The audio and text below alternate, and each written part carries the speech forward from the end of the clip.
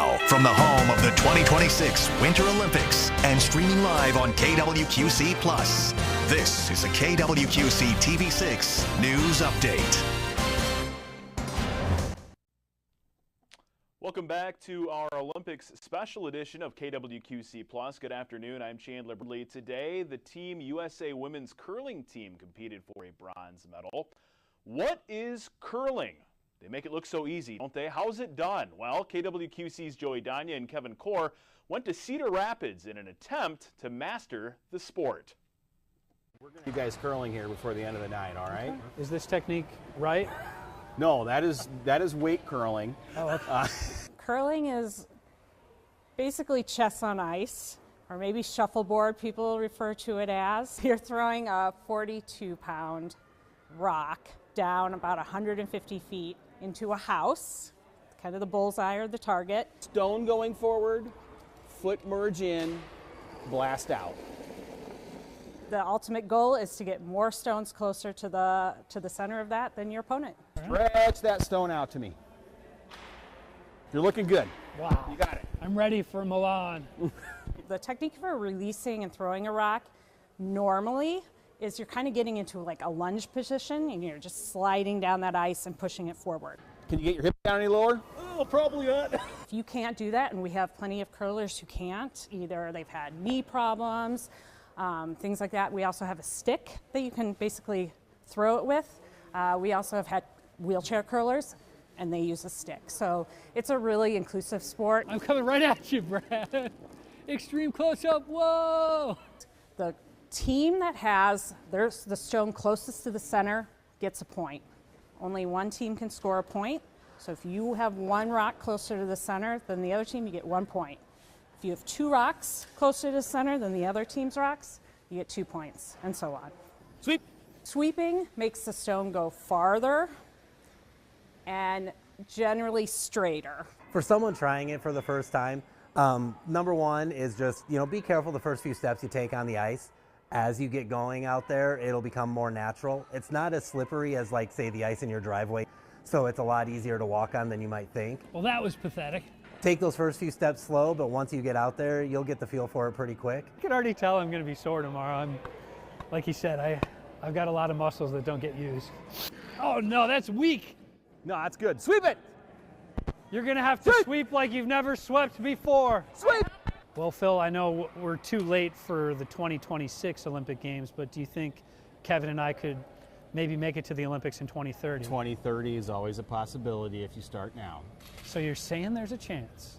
There's always a chance. I read you. Maybe not a very good one, but... We're going to take a break now and check in meteorologist Deanna Rodriguez with a look at the weather. Deanna, how are things shaping up out there on this Saturday evening? Well, the weather isn't so bad here across the area. I mean, we are seeing a little bit more of those blue skies here, and it's definitely noticeable here on our First Alert Camera Network in Burlington, even in Dubuque and in the Quad Cities area.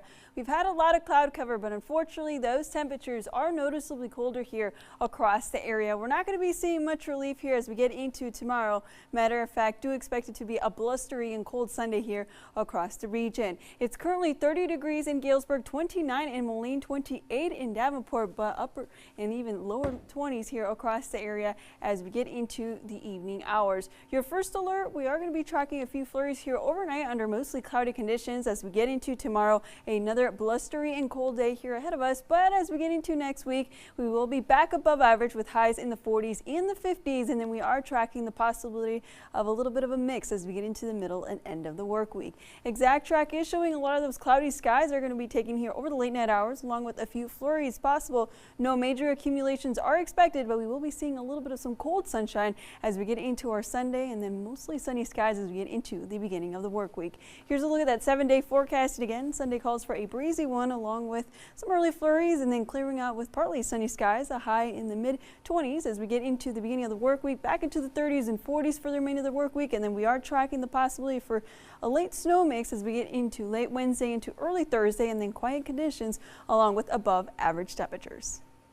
All right, Deanna, thank you. Coming up, we're going to take a look at where Olympic gold medalist Tessa Janicki came from and preview the men's ice hockey game. We'll be right back.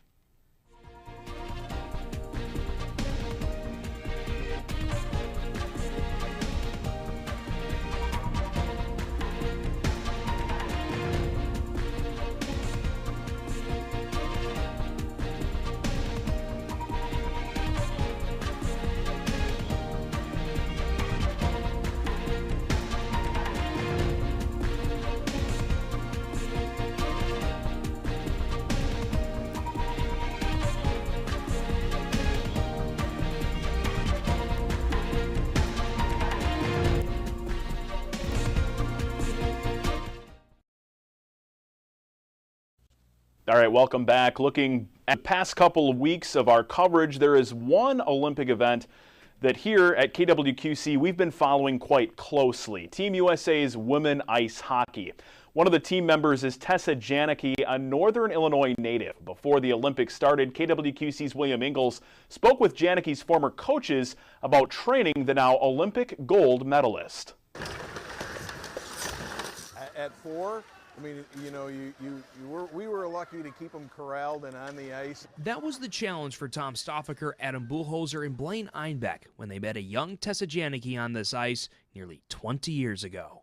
She could be a little rambunctious in practice at times, a little playful, and it was usually at the expense of her older brother, Cade, who usually got in trouble when it was Tessa that was instigating all of the stuff. Though Tessa made a name for herself at the Monroe Youth Hockey Association by doing far more than picking on her older brother. She was always playing up with our kids who were older than her by 2-3 years in most cases, and you know, a lot of times she was one of our leading scorers most games. And from a young age, it was clear that Tessa loved to win. She never liked to lose. You know, the competitive, you know, she was always in it. She never took a practice off, you know, just always loved to compete, and you saw that every day, every practice. But in between goals and wins, something else stood out about Tessa. I never saw her, like, act like I'm the greatest and none of these kids can play with me. She was always a great teammate. Qualities that fill these men with a lot of pride as she gets ready to take the ice in Milan. To say you were part of an Olympian's journey to where they're at, and the dedication and everything that goes into that is just impressive. I know I'll have some goosebumps, and I'm sure I'll be handing tissue to my wife because she likes to cry all the time whenever she sees Tessa on TV. And Tessa's Olympic charge is already inspiring the people who call this ice home. This is why I think it's cool, because one day I'm going to be in the Olympics, so we're both going to be famous. In Monroe for KWQC TV6 News, I'm William Ingalls. A great story there by our William Ingalls. Thanks for that, Will. Now looking at the men's ice hockey team.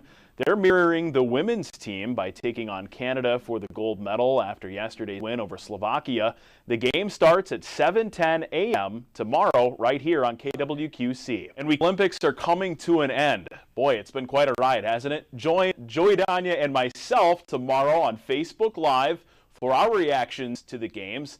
Thanks for joining us. Here's a current look at the medal count and leaderboard, plus what's airing tonight in primetime.